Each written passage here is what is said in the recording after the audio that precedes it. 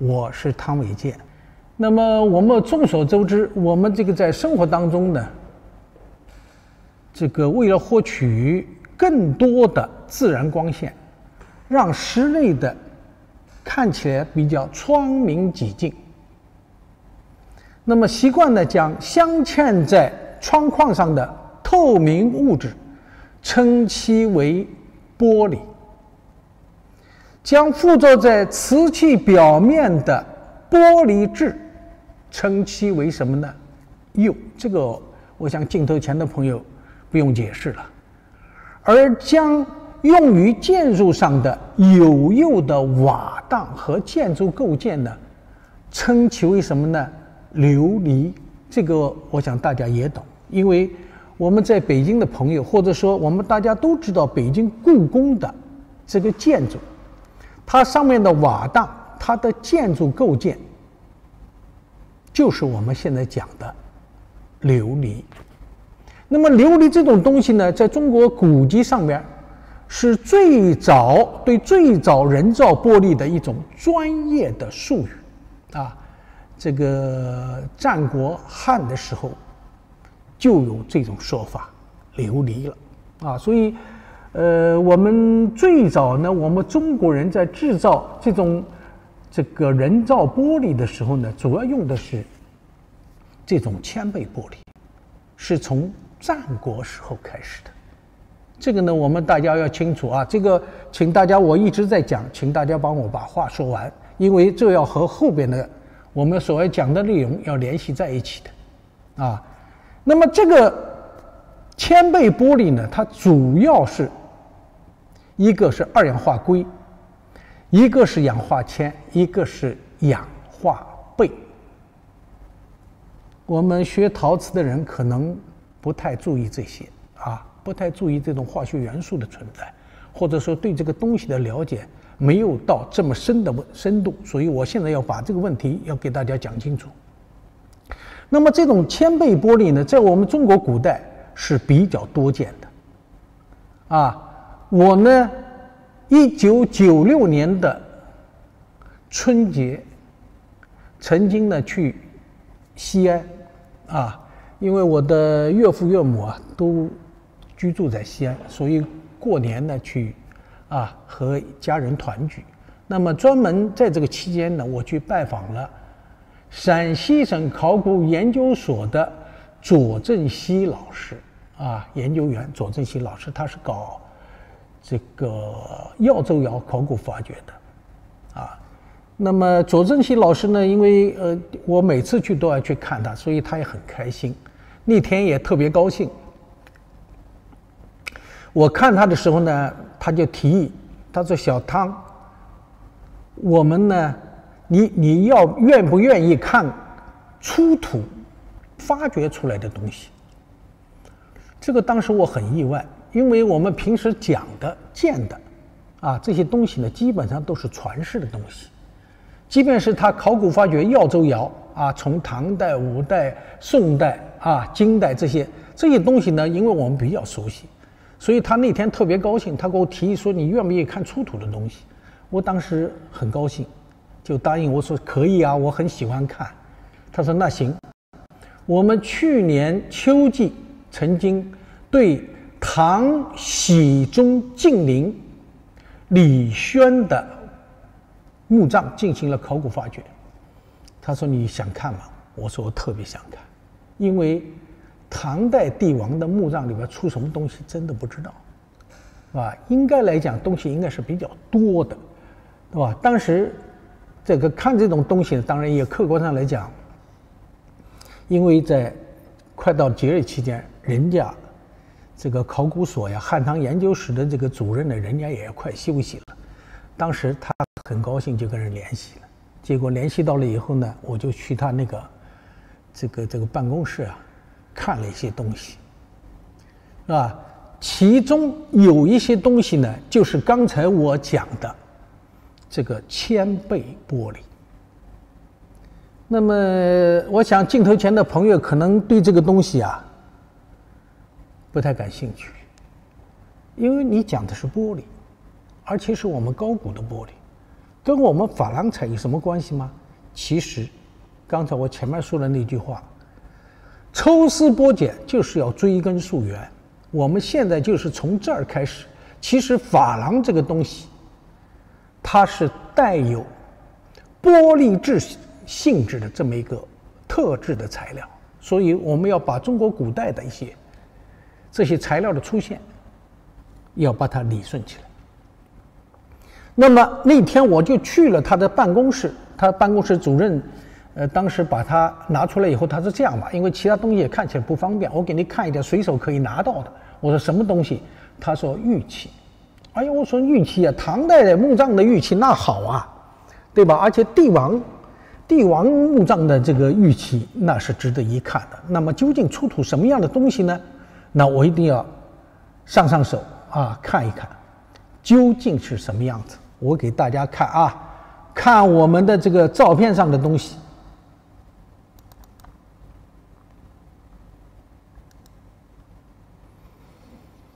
这个就是陕西乾陵南宁村唐僖宗晋陵出土的一块，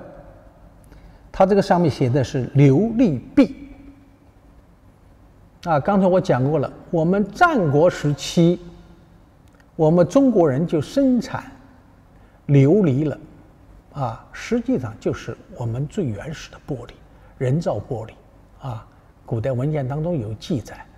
那么当时呢，他给我讲的时候啊，说是这是玉璧，啊，我先给大家看一下，然后再给大家再讲啊。这个上面看见没有，是一个盘曲的一个龙纹，这旁边是一个像蝌蚪云一样啊。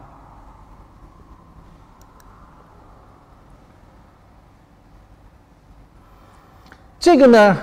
是它的背面，是一个凤，同样是一个蝌蚪纹，但这个凤头看的不是特别清楚啊，因为我当时拿在手上可以看得很清楚。这是它的这个翅膀和它的尾羽。尾羽，因为这个东西呢中间有一个裂痕的。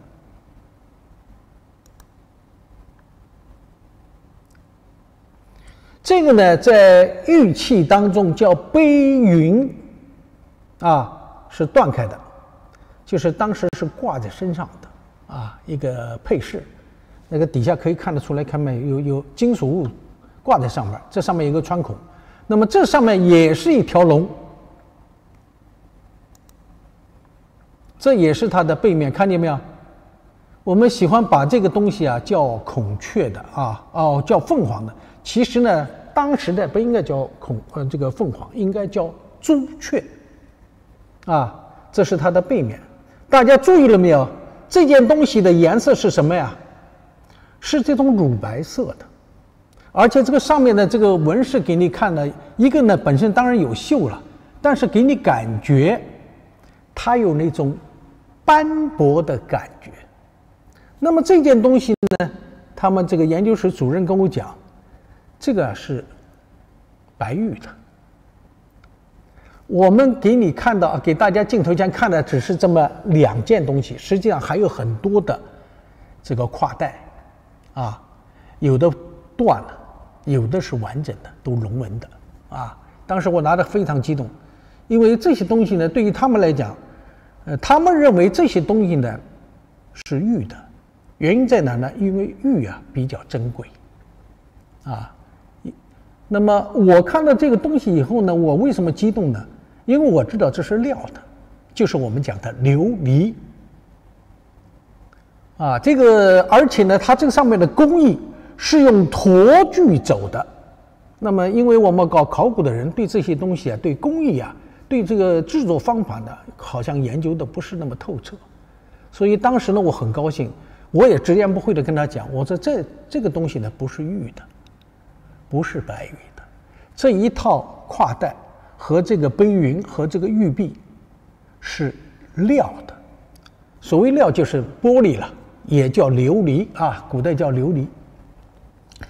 他死活不承认。其实呢，这个在鉴定过程当中其实很简单。我们的玉如果断开的话，它的断面是色的，没有光泽的。而它这个断面断开，结我们玻璃碴儿一样断开以后，中间是有光泽的。这个明显两者之间它是不一样的，因为二氧化硅它的断面有光泽，而且有那种五彩的咖喱光，说明这个东西啊里边有铅，而且温度不高啊，温度不高。我把这个事情告诉大家啊，让大家要理解是怎么回事。那么这是我给大家要讲的一个问题，紧接着我要讲的我刚才要说的这个是这个铅倍玻璃，它有一个它的用途呢，虽然就是刚才我们讲的，随着洗中陪葬了，那么这是它的用途，但是这个玻璃存在一个致命的缺点，就是它的化学性能很差啊。铅倍玻璃呢，在溶质过程当中生成了硅酸倍晶体。如果在玻璃长期在这个潮湿的环境当中，有腐蚀气体呀，或者是这个水的情况底下，玻璃中的硅酸倍这个晶体会被水溶解而流失，从而破坏了这个玻璃的结构，使它风化瓦解，变成粉末。刚才我给大家看的这个喜中的玉璧啊，龙凤璧和这个杯云，就是属于这种性质。所以我们唐代以后再没看到使用这种玻璃，更多的啊，包括我们法门寺见到几件玻璃器啊，很多有可能都是从海外进来的，并不是我们中国的这个玻璃啊自己制作的。所以它这种工艺呢，后来就失传了，或者说没有这个流传下去啊。这就是我们啊，我要解释这个琉璃啊，这个玻璃啊，为什么在这段时间当中它称呼为琉璃啊，琉璃，这是啊我们讲的琉璃。那么如果将这个涂饰在金属器物表面啊，这个坚硬光滑的物质呢，如果称之为珐琅，那么这种生活当中常见的玻璃、琉璃、珐琅、瓷釉这四种物质啊，是我们常见的。但是呢，给不懂的人来讲呢，这四者之间的好像是没有关联的。可是我告诉大家，这四者之间实际上它们内在啊是有非常紧密的联系的，因为它们的原料使用啊都是大同小异，而且它的性质成分都属于我们自然学科当中的硅酸盐类的物质，或者说学科。这个是我们在讲这个珐琅彩的时候呢，我必须要把这一段呢要给大家补上。因为什么呢？因为这个玻璃啊、琉璃，包括这个瓷釉这种物质，它属于这种玻璃态的这种物质。它的主要的，我们看到它光亮的这一面，或者说透明的啊那一个部分是什么呢？是二氧化硅和助溶剂再经过加热熔成液态，再变成冷却后变成的非晶态固体这种材料，它们这个之间的本质上是没有区别的，是吧？那么所区别的在哪儿呢？所区别的就是因为这三种物质啊，它们在面对不同的胎体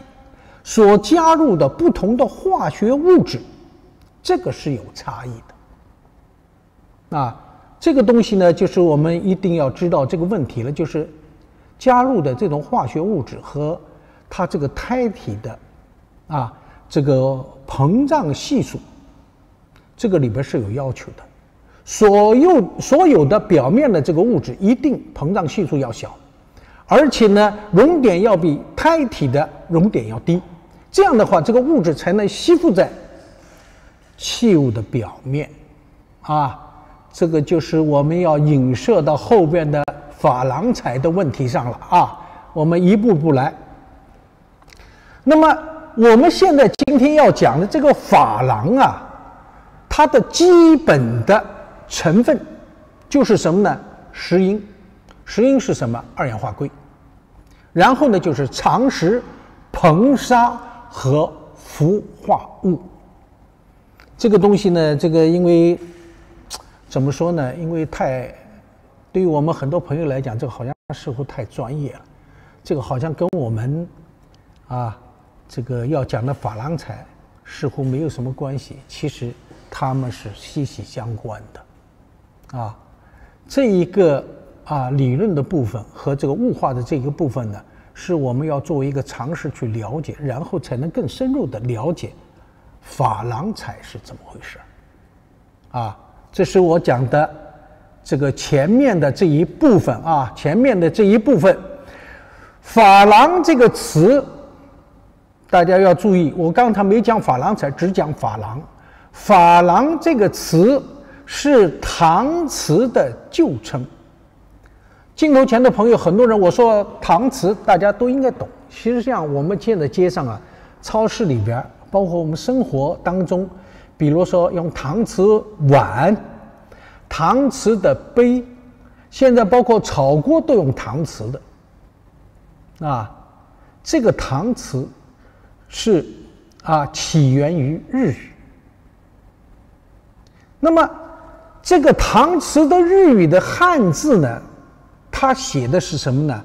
就是珐琅两个字，用日语念呢就是 holo， 珐琅。我们要记住这个词来源于日语。那么珐琅又系日本的七宝的梵语名称。七宝又是个什么东西？可能我们镜头前的朋友不一定接触过这类东西。日本的七宝又叫七宝烧。我在参加这个工作的时候呢，还是碰到过不少件日本的七宝烧。这种七宝烧非常像什么呢？像我们中国的铜胎化珐琅，只不过它的制作工艺和我们中国不一样。所以珐琅是类似我国景泰蓝的一种贵金属的制品。这个我们把问题一点一点往前推进了大家要注意这个珐琅的旧称珐琅的旧称它是搪瓷你把搪瓷叫珐琅，日语当中叫 holo 这个是来自于这个日语那么七宝烧也是来自于日本的梵语。这种工艺和我们铜胎化珐琅相似，跟我们掐丝珐琅不同。大家要注意它这个里边的特点。那么珐琅的特点是什么？第一，珐琅是一种特殊的涂料，这个我们必须要清醒的认识。我现在讲的是珐琅，还没有到我们讲的瓷胎化珐琅，所以刚才我们这个朋友要上干货，这个就是干货你要知道它的来龙去脉，你才能深刻的了解是怎么回事。它是一种特殊的材料，涂抹在什么呢？铜或者铁、银、金等金属表面，经过高温烘烤，能够让金属表面拥有宝石一样的色泽和质感，有陶瓷釉一样的光滑，其装饰能够产生美化的艺术效果，这就是珐琅的特点之一。第二，珐琅表面的涂料都是以结晶的方式附着在金属表面。大家要注意这个以结晶的方式和我们瓷器上画珐琅这个道理是如出一辙，所以我们借这个举一反三把问题给大家讲清楚。它让金属表面不会出现褪色现象，即便存在上百年，也能够保持亮丽的色泽。这个事实已经证明了。我们不管是掐丝珐琅、铜胎画珐琅，距今都有几百年了，可是它的表面依然保持着亮丽的色泽。这个历史和实物已经证明了这一点。这是第二。第三一个，作为日常的生活用品，珐琅又具有易于清洗或者说洗洁、硬度高、耐高温、耐磨损、绝缘等优良性能，又能起到防锈的作用。大家要注意啊，这个硬度高是相对的，但是耐高温是绝对的。因为我们现在很多炒菜都是用这个烧呀、炖呐、炒呀，都是用这种搪瓷锅的，说明它是耐高温的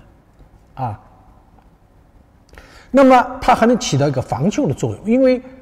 这个器物的表面被搪瓷包裹起来以后，它里边的胎是不可能产生锈如果用铁的话，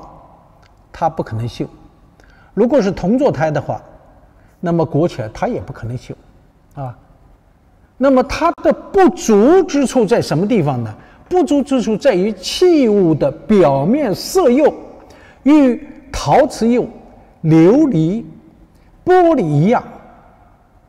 性脆，就是它的秉性比较的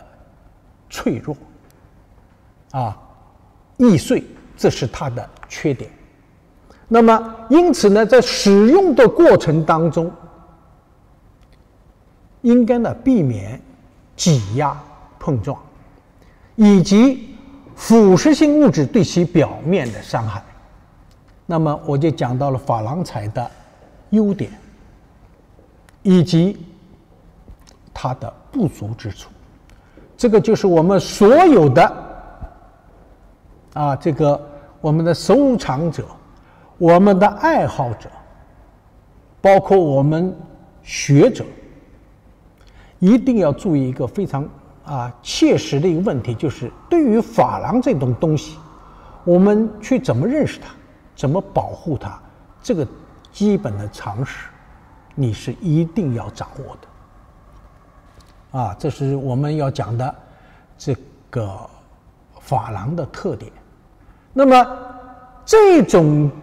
个珐琅什么时候出现的？那么据考古资料显示呢，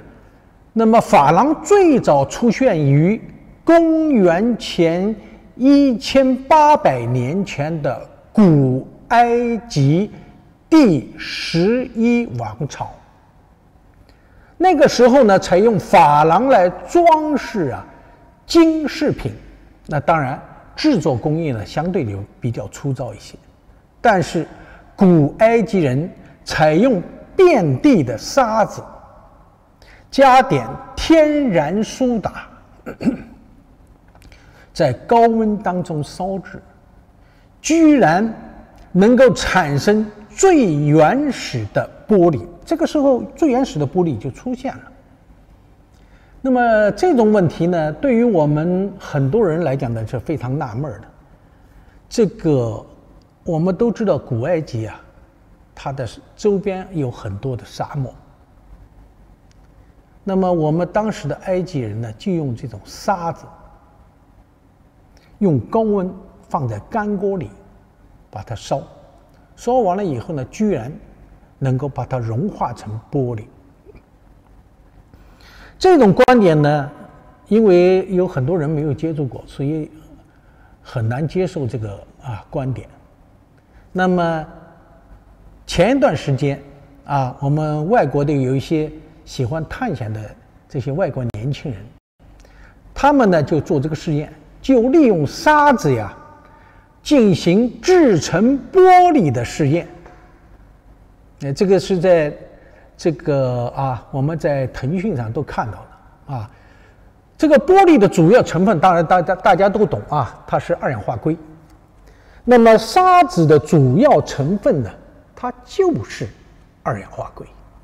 尤其是在沙漠里边的沙子呢，因为它没有任何的杂质，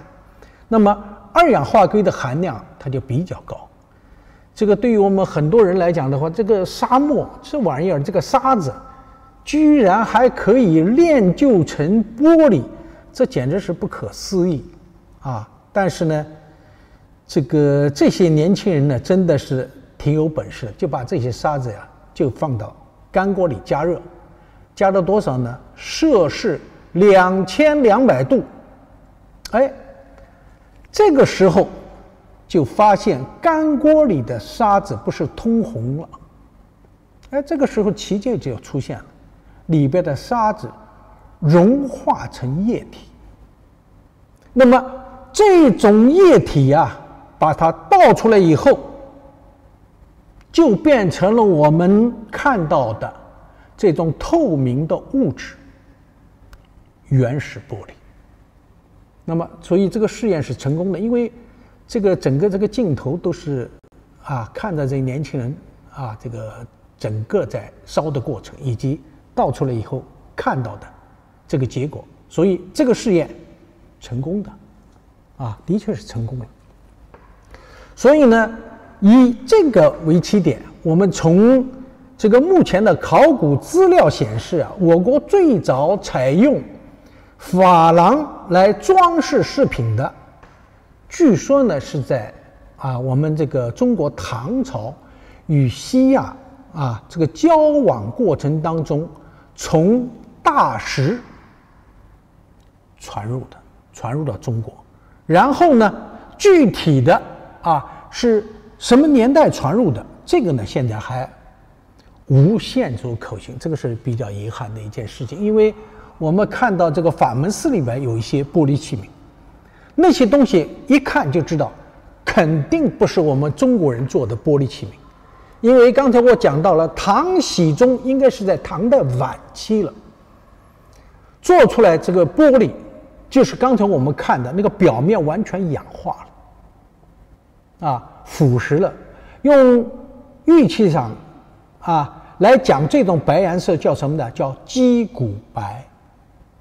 正因为这种鸡骨白呢，对我们很多人的影响比较大，所以呢，我们当时的这个我们陕西省考古研究所汉唐研究室的这个主任跟我讲，他这个是玉器没有像刚才上面底下写的叫琉璃璧他说是玉器，我说不对，应该是这个琉璃或者说是玻璃，原始玻璃的因为有基本条件一个你对这种东西的了解以后，马上就可以做出准确的判断。因为他们搞考古不一定了解玉器石材的结构玉器的断面是什么。当然这个玻璃是平时都可以见的，可能他们并没有很好的去认真仔细的去观察，所以把这种东西呢就把它归成了是玉器。再加上表面这种鸡骨白在玉器当中是常见，尤其是高古的。但是他不知道中国的千倍玻璃在这个埋葬了上千年的地层当中，它经过腐蚀以后也会产生这种鸡骨白这种风化现象。因为当时拿到以后有很多那个跨带断了，有的上面就直接一层一层的可以把它揭下来，就像我们讲的那个夹心饼干一样。后来我跟我们这个故宫博物院的杨伯端院长，我就把这个事情跟他讲了。我说这个如果到陕西一级文物鉴定的时候，你无论如何要到陕西省考古研究所去一趟，看看这些东西。他们当玉器，其实呢是标标准准的料器，玻璃的。关键问题，我所激动的都不是这个玻璃的质量怎么样，关键问题，这个玻璃既然用我们玉器的驼基这上面雕刻纹饰，这个太稀罕了，这种做法这个对他们来讲，他们不研究玉器杨伯达先生是研究玉器的，所以他也非常激动，一定要看。他说我一定去，我记得很清楚，我已经把它记下来。啊，后来他看完了以后，就直接跟他们讲这个东西，是玻璃的琉璃啊。我当时建议他们主任，我说你不相信，你可以测试，一测试马上就知道，那很简单。那么这个问题呢，我们讲到了二氧化硅的问题啊，二氧化硅就是玻璃的问题。那么从大石传入中国啊，但是我们确切的不是很清楚啊，不是很清楚。那么1985年呢，我们这个青海省文物考古研究所呀，于柴达木盆地的都兰县热水穴位发掘清理唐代吐蕃时期的1号墓石清理墓葬，发现了金胎掐丝珐琅的牌饰，以及金胎掐丝珐琅的松石，以及纯金丝珐琅蚕，这么一批大概有6件用纯金制作的这种工艺品。这个里边呢，其中有金胎掐丝珐琅的这个牌饰呢，一共有4件这个以金箔板为底的。这个工艺呢，我给大家看一下照片给大家看一下照片。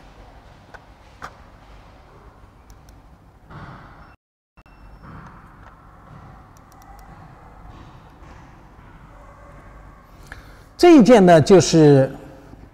我们讲的这个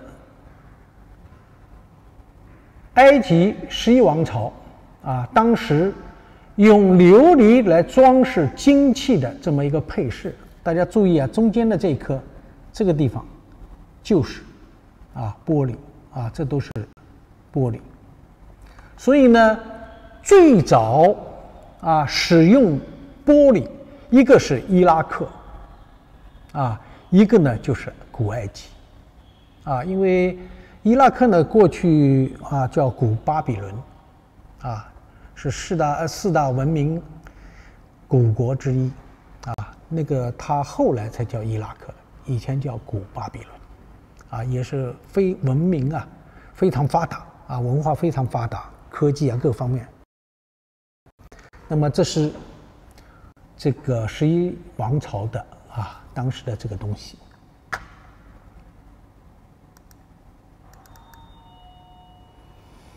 这个呢就是我们青海在都兰县考古发掘的这个吐蕃墓葬里的，这是用纯金的，看见没有？旁边这些金珠缀起来，中间的这一个部分，大家要注意中间的这个鸡骨白的这一个部分，实际上就是玻璃那么也叫琉璃但是我们现在又把它叫珐琅把它叫珐琅。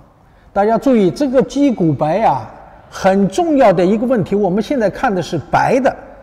但是你把它断面打开以后，它的颜色应该是淡淡的蓝色调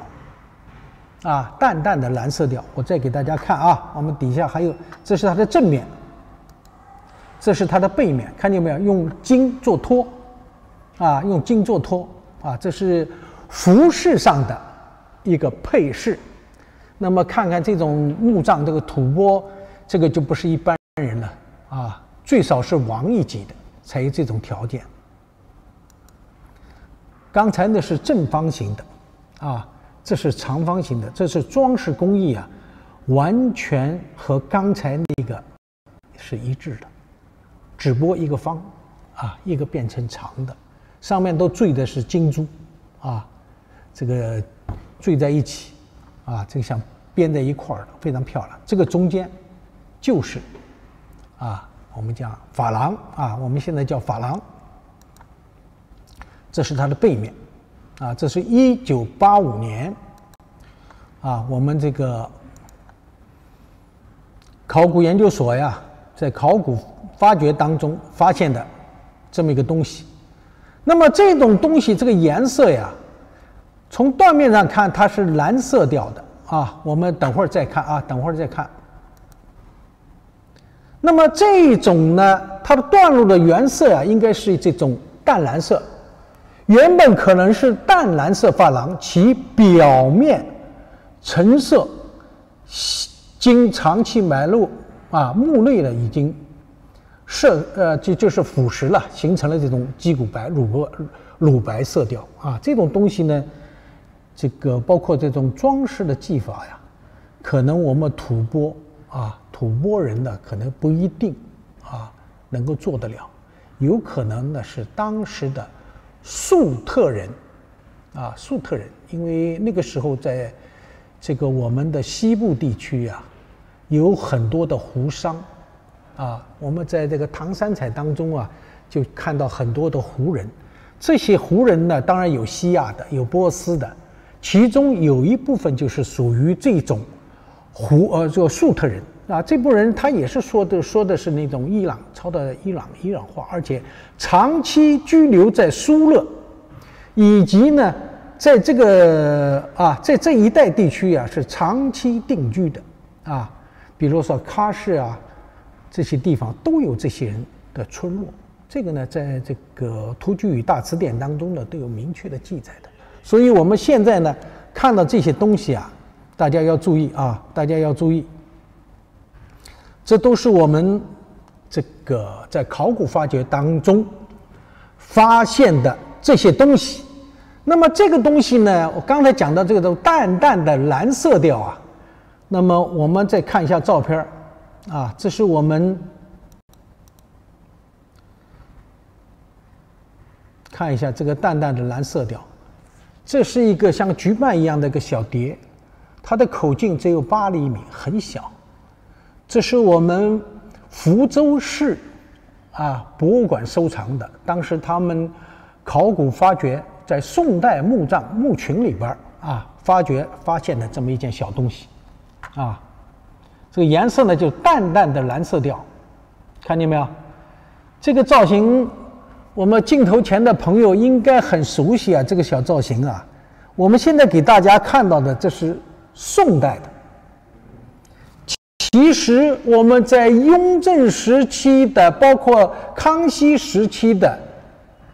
这个瓷器当中都有这种造型的，是吧？像这种菊瓣造型跟那个我们讲跟宣德的那个造型还不一样这个真正是像康熙雍正时期的造型，但是这是宋代的。我们再给大家看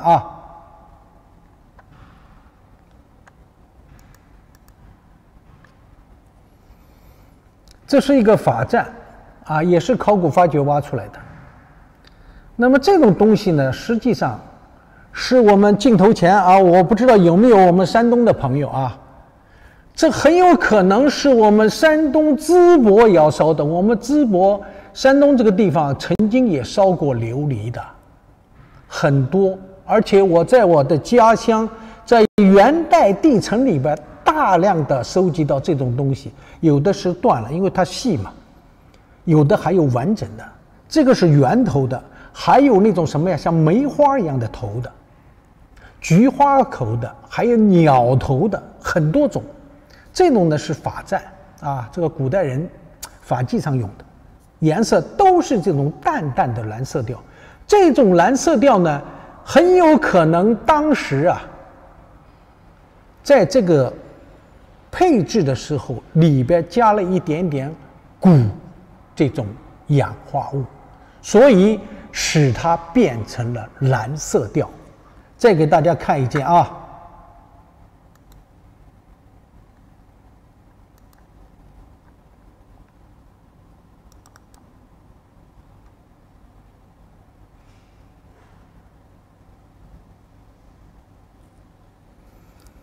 这件东西大家有不少朋友可能不一定知道这是1972年我们甘肃张县文化馆发现了这个汪氏家族的一些家族墓，这是在家族墓里边发掘出来的，时代是元代那么我们这个上面写的很清楚，元玻璃莲花托盏或者说盏托托，现在呢在甘肃省博物馆里面收藏。这是我们的这个一级文物，这个造型啊跟金属器和同时代的瓷器这个造型一模一样。这是元代的，这是一个元代的这种瓷器当中的元代这个玻璃器当中的瑰宝，这是一级文物啊，这个非常珍贵。大家要注意一个什么问题？除了造型优美以外，还有一个它的器型和元代的器型瓷器器型是一样的啊。再一个就是它的这种发色，发现没有，都是天蓝色调，都是蓝色调，非常有意思啊。刚才我讲的法赞也是属于这种蓝色调的，非常有意思。宋元时期都喜欢用蓝。刚才讲的那个青海都兰县的这个吐蕃1号墓处的这个，它看起来表面是氧化了，因为我最前给大家讲过，它是铅倍玻璃。铅在里边就容易产生腐蚀。我不知道镜头前的朋友，你们有没有关注过汉代的绿釉陶？有些绿釉陶上面出现了银釉现象。这个银釉是怎么产生的？就是釉里边含有铅，埋入土下以后，腐蚀物对它的侵蚀和水它的浸染产生的这种现象。它离开了原来的釉，形成一个壳，脱开以后就形成了通过光的折射形成那种银釉现象。但是你把这个银釉剥掉以后，底下依然是绿色调。所以这一切呢，告诉大家这些东西呢都是当时代这个我们讲玻璃或者叫琉璃的杰作杰作。这是我们讲的这个问题。另外我们再继续这是另外一件呢，就是唐代珐琅器，现在存在哪儿呢？日本奈良的东大寺正仓院里边。这个呢是一件银胎金掐丝珐琅镜，用银胎，然后呢用金来掐丝。这个纹饰当中施的彩，就是我们现在讲的叫珐琅彩这个珐琅镜呢，我们国内没有很可惜。这件东西大概全世界就是唯一的一件是当年日本的遣唐使带回日本的。很遗憾，我们中国没有。这个镜呢是以银为胎，掐焊金丝内，填珐琅，入窑烘烤而成。珐琅呈透明无色，即黄、绿、褐多种色彩，较为鲜艳。这个整体的这种掐丝工艺非常的严谨技术呢也非常的娴熟。包括这个镜本身，因为它具有大唐的这种风韵盛唐的风韵，这件东西所以也是一个瑰宝。那么我所讲的这些东西呢，都是和我们底下的这些东西息息相关大家要注意。那么据《新唐书》车府志当中，就怎么有这么个记载：素人女嫁有花钗，以金银琉璃涂饰之。这个呢，就是当时我们讲叫银，这金银上面要加这个琉璃的这种东西可能我们不查阅这种史料，不研究这种东西呢，可能对这种金银上面加琉璃这种涂饰之的这种说法呢，可能不一定很清楚。但是呢，我给大家看了东西以后呢，大家一定会明白这是怎么回事。我们先看这面镜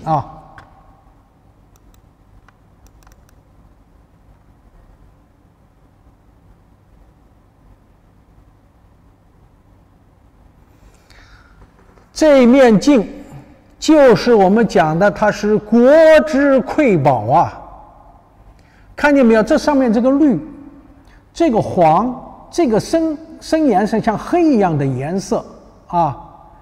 全是珐琅。这个边上的这个金色调是用纯金丝焊接在上面的，所以这个做的呢非常严谨，非常的漂亮啊。可惜这件东西在日本，而不在中国啊，这个很遗憾。将来如果镜头前的朋友有机会啊，到日本去旅游，我觉得奈良这个地方啊，还是一定要去的。为什么呢？因为奈良这个城市啊，一个呢，它古建筑保存的比较好。这个正昌院啊，这个东大寺，这个正昌院也是保存的比较好，没有受到战争的破坏。所以这个里边保存的盛唐的东西啊，大概全世界找不到第二家了。大家有机会一定去看一下这件东西啊。这个有助于我们对我们中国的珐琅彩的这个研究有很大的作用。这就是这面镜，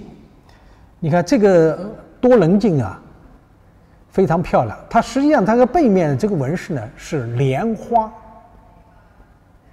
它是莲花瓣这个在我们的唐三彩当中也见到有这种莲花瓣的纹饰，所以我们讲触类旁通，举一反三这个就是我们要相互借鉴的。不能说我只搞陶瓷，这个东西我没兴趣。其实你把陶瓷看明了，看这件东西你也很快也明白了。那么这种东西一旦落到你手里，绝不会错过的，是吧？因为你认识它，你了解它，尽管它的质地不同，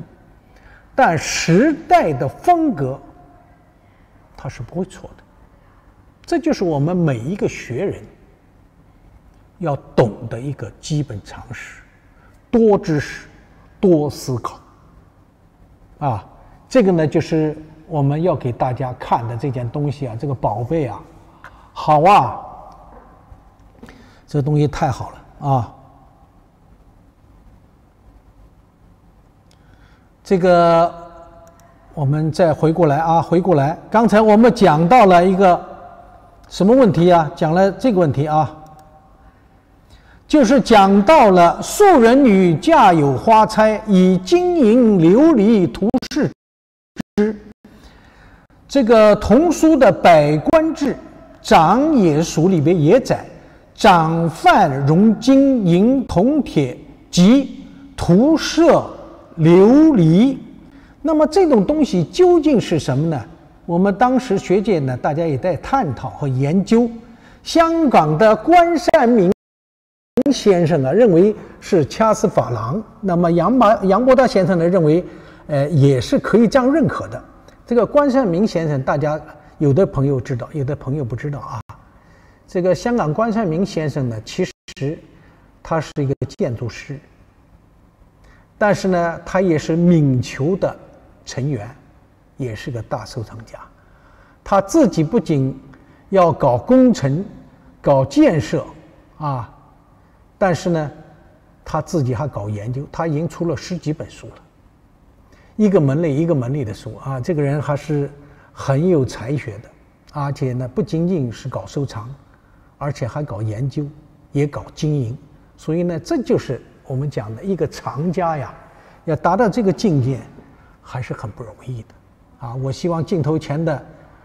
所有的学人，包括经商的朋友，要做到这个程度，那就算是一个大家了算是一个大家这个因为关先生呢，上次我去他那儿我也知道哇，他这个公司还是不小，有155个工程师165个工程师，他是搞基本建设的，搞建筑的这个建筑师居然还是个大收藏家，还是个研究者这还是蛮厉害的。那么这种东西呢，我们讲